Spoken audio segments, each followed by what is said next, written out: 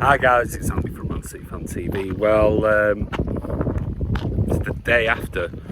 What a shocking performance by England. Sorry, I'm out walking. I'll just see if I can change this around. I'm with my dog. We're walking down Cowes Lane. Well, I don't know whether you can see him, he's here. He's very excitable. Yes, come on you. We'll go walk down the lane. Come on. This way. You can see all the little baby calves here. They're all very nosy and want to see anybody who's walking down here. But anyway, on to last night. Yeah, it was what a shocking game of football. Overall, I thought Scotland were the better team, marginally, maybe 60-40, 55-45. But yeah, I thought England were poor, really poor. I'm not sure. I can't work it out. I'm not sure whether it's the selection. You looked at the selection, I thought, well, that's got to be a good enough team to beat Scotland. No disrespect to Scotland, but they haven't got the players, the calibre of players that England have got. But I just don't think anyone turned up. I mean, we spoke about it last night on the live watch along. I mean, that was like pulling teeth. So if you haven't seen it, I'd probably advise you not to go and watch it, because it was hard work. And at one point I was thinking, well, maybe I'll just cancel it at half time, because one, I'm not into international football. Two, I don't really into live watch alongs. So the combination of that first half.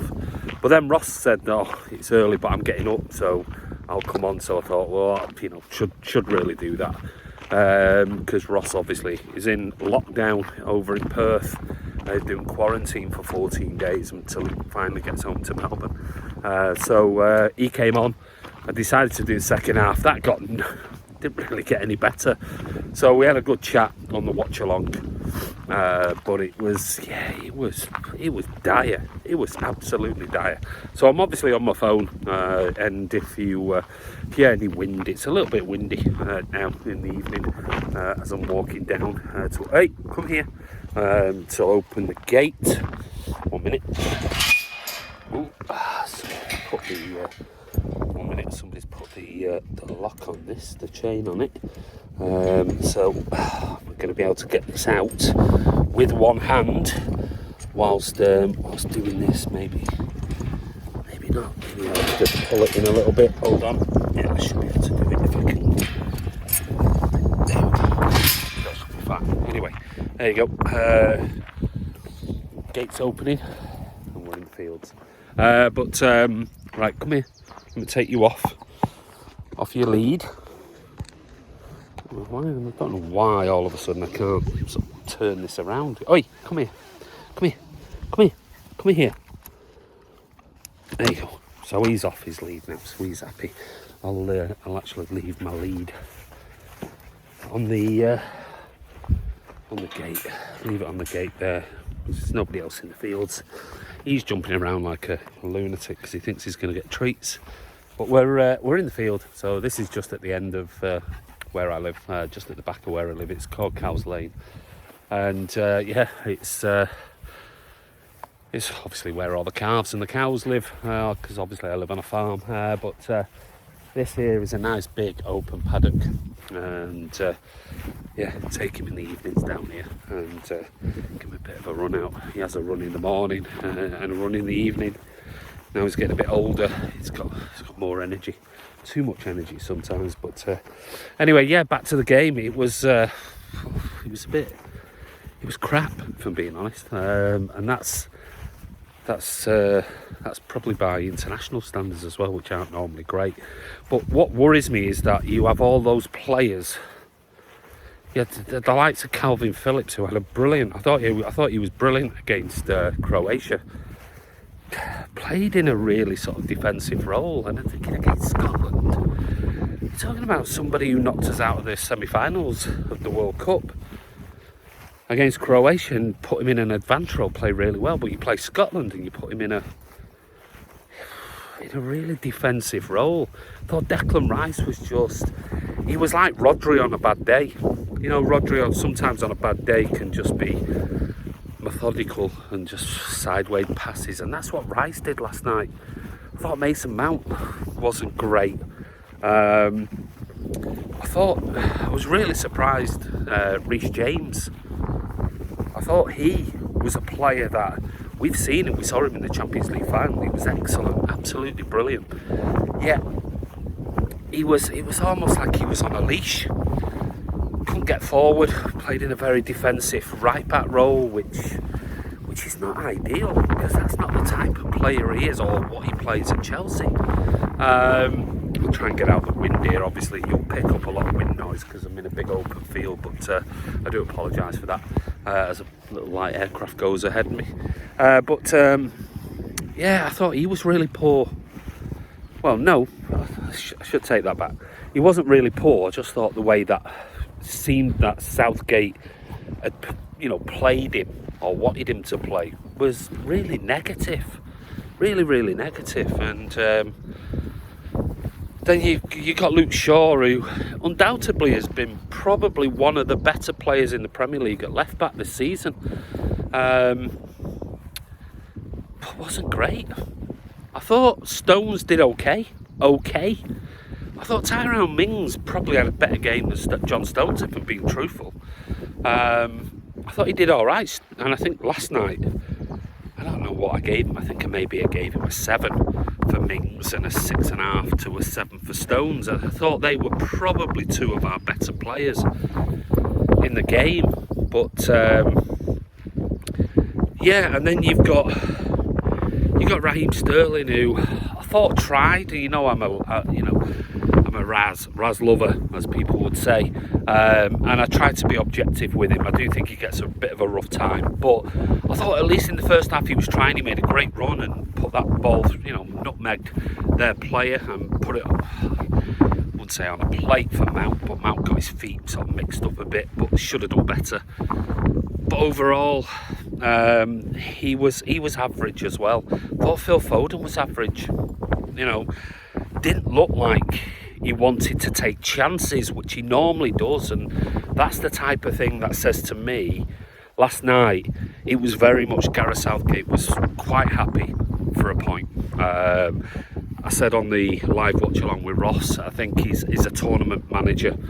He likes to manage his way through a tournament. It's not always going to be the most exciting football you ever see, I don't think, which is a shame because I think we've got so many exciting footballers, young footballers in that team that if you just went, give them the head, go on, just go out there, go and play like you normally play for your club teams.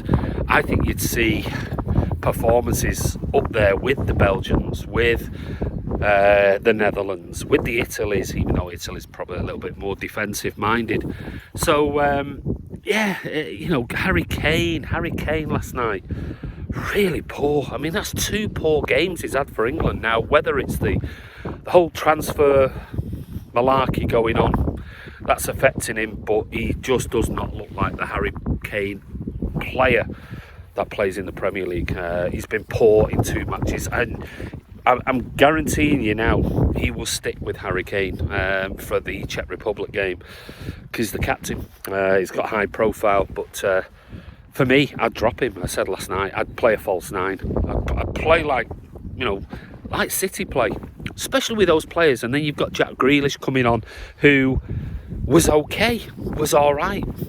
Not great. It wasn't like he came on and, oh my God, suddenly England was superb. He wasn't. He was all right. I mentioned it last night. I mean, he beat 2 players, got into the box, and then played the most awful ball back straight to a Scotland player, to nobody. So they looked really nervous last night, and I don't know whether that's a lack of experience in the team. Maybe it is. Maybe I hate to say it, but a Jordan Henderson in there who's quite verbal. Harry Maguire, maybe, I don't know, but I didn't think Mings did anything wrong, and I don't think Stones did anything majorly wrong last night on there. I just think, I think it was down to Gareth Southgate.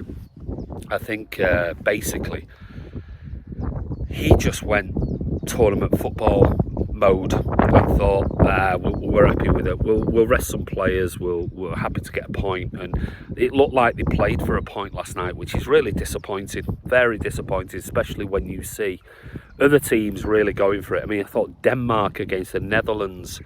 Was it Denmark against the Netherlands? Can't remember. Or Belgium, sorry.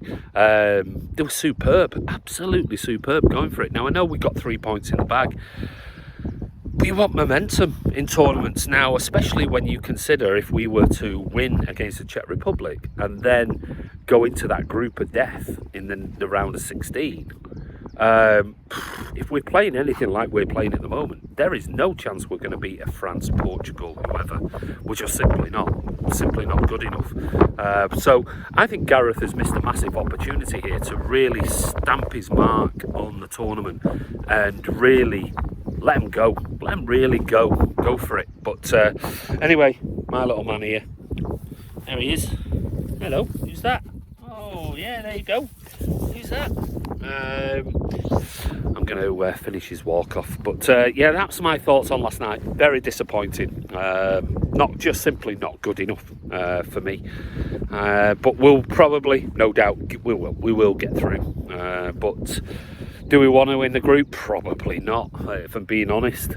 But at the end of the day, if you want to win the tournament, you've got to beat the better teams. And I think the high expectations of England and the players who have performed, you've got to remember, we have had like Kyle Walker and Phil Foden in Champions League final. We've had the likes of Chilwell, Reece James, Mason Mount in a Champions League final. They're Champions League winners, best in Europe this season, or the season that's just gone. My lord, you've got to be. There's five players, and then you add to that the likes of maybe Jack Grealish is, an exceptional player. You add to that the likes of Harry Kane or Raheem Sterling, who's not had the greatest of 3-4 months, but let's face it, he scored the goal against Croatia, got us the 3 points, and has always looked a little bit dangerous, even though not in top form.